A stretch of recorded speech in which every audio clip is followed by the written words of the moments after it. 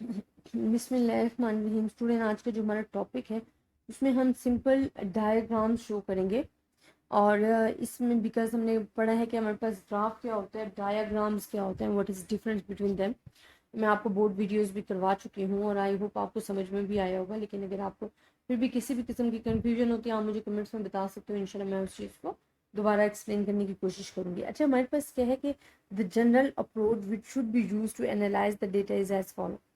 General approach क्या है हमारे पास, क्या है कि contract and appropriate diagram and summary of data come to an initial impression concerning the question posed. This is known as explanatory data analysis. Explanatory data analysis क्या student, हम कहते हैं जो हमारे पास अप्रोप्रिएट डायाग्राम है ना, वो full summary of the data आपकी एक्सप्लेन कर रही होती है। ठीक है, डायाग्राम और ग्राफ में आपके पास फुल डेटा जो है वो ओवरऑल पिक्चर प्रोवाइड कर रहा होता है, ना कि ईच एंड एवरी पॉइंट।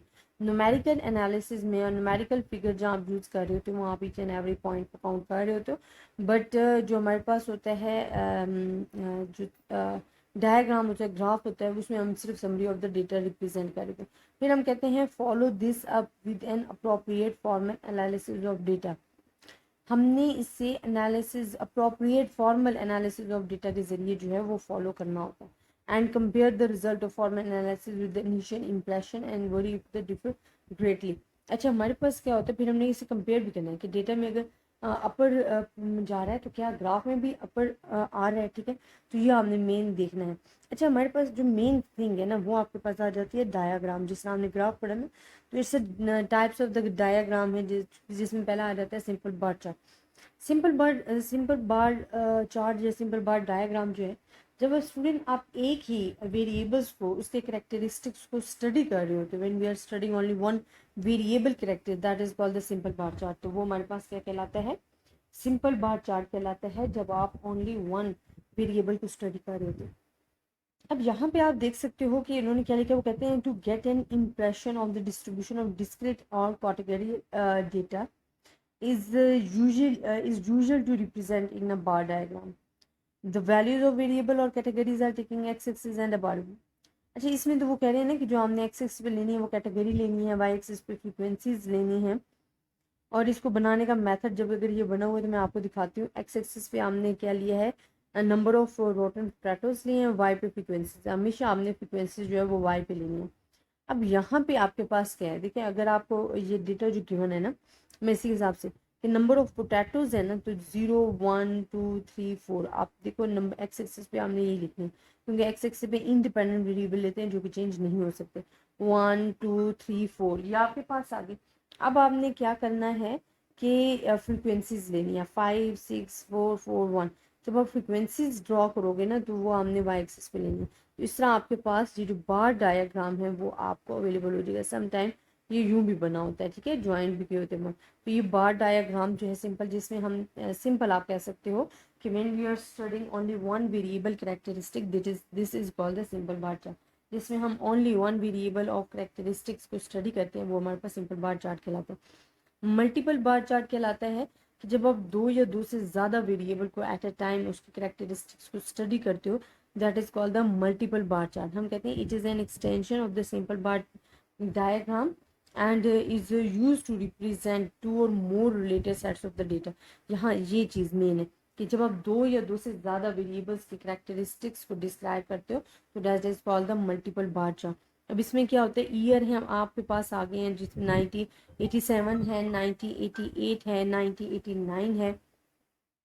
तो यहाँ पे हमारे पास क्या है कि आप देखो कि हमने ईयर के हिसाब से ना अब हमने डेटा को लोकेट किया। ठीक है, हमने दो या दो से ज़्यादा वेरिएबल्स को करते हो। एक्स एक्सिस पे आप क्या लेते हो, इंडिपेंडेंट वेरिएबल लेते हो, वाई पे डिपेंडेंट वेरिएबल लेते हो। लेकिन आपने ये एक तो टाइटल देना होता है डायग्राम में जिस तरह ये दिया होता है, दूसरा हमने देना होता है टाइटल आपने फर्स्ट पे देना है, बिल्कुल अपर पहले आपने टाइटल लिखना है, फिर डायग्राम शो करनी है। और आपने ये शो करना है कि जो आपने जिस जिस चीज़ को, जिन्हें लोकेलिटी 1 को आपने ब्लैक से शो कर दिया, लोकेलिटी 2 को डिफरेंट सिंबल से शो कर दिया, लोकेलिटी 3 को। तो सिंपल बार चार्ट में बेसिकली आप क्या करते हो कि दो या दो से ज़्यादा जब करेक्टरिस्टिक्स को डिस्कस करते हो, that is called the multiple bar chart. Multiple component bar chart क्या होता है, देखिए कंपोनेंट बार चार्ट में यहाँ मल्टीपल में हमारे पास क्या था कि अलग अलग वैल्यू लिखकर हम उनको डिफरेंट तरीके से क्या किया, एनालाइज किया। लेकिन मल्टी कंपोनेंट बार चार्ट में आपको एक ही कंपोनेंट में अपनी वैल्यू शो करनी होती है कि हमारे पास क्या है, मेल कितने हैं, फीमेल कितने हैं। आप यहाँ देख सकते हो कि हमारे पास किन वन में मेल एंड फीमेल्स कितने हैं, ये फीमेल्स शो करें, ये मेल है, ये फीमेल है, ये मेल है, ये फीमेल है, ये मेल है।